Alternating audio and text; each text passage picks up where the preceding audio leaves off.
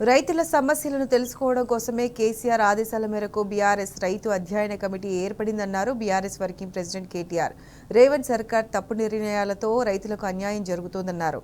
అన్నదాతలు ఆత్మహత్యలు చేసుకునే దుస్థితి నెలకొందన్నారు. బీఆర్ఎస్ అంటే భారత రైతు సమితి అని, రైతుల విశ్వాసాన్ని నెలకొల్పడమే తమ లక్ష్యమన్నారు.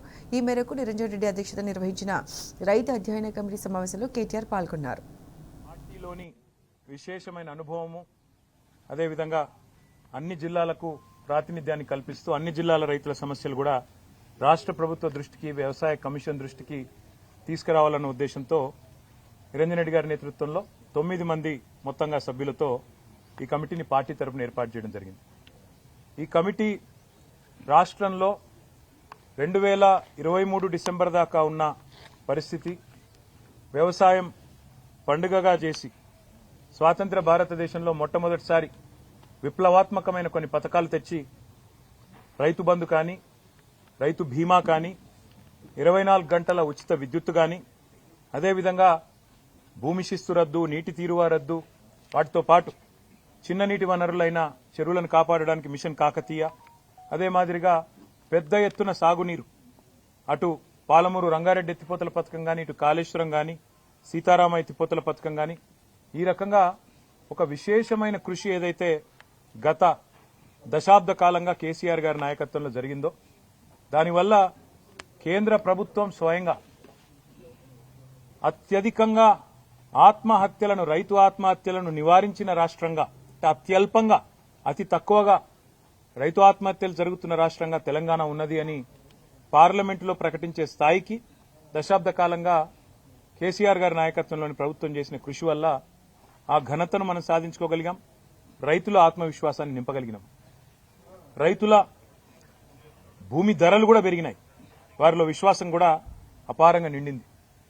అట్లాంటి పరిస్థితుల్లో సంవత్సరంన్నర కిందట స్వయంగా ఈరోజు భారత ప్రతిపక్ష నేతగా ఉన్న రాహుల్ గాంధీ గారు, కాంగ్రెస్ పార్టీ యొక్క సీనియర్ నాయకులు, మాజీ అధ్యక్షులు, ఆయన నాయకత్వంలో వరంగల్ వేదికగా రైతు డిక్లరేషన్ పేరిట కాంగ్రెస్ పార్టీ రైతులకు ఎన్నో రకాల హామీలు ఇచ్చింది.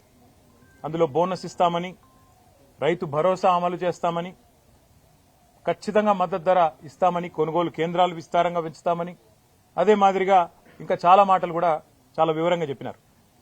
ఇవన్నీ నమ్మిన రైతులు రాష్ట్ర వ్యాప్తంగా 2 లక్షల రుణమాఫీ చేస్తామని ఇవన్నీ చెప్పినారు.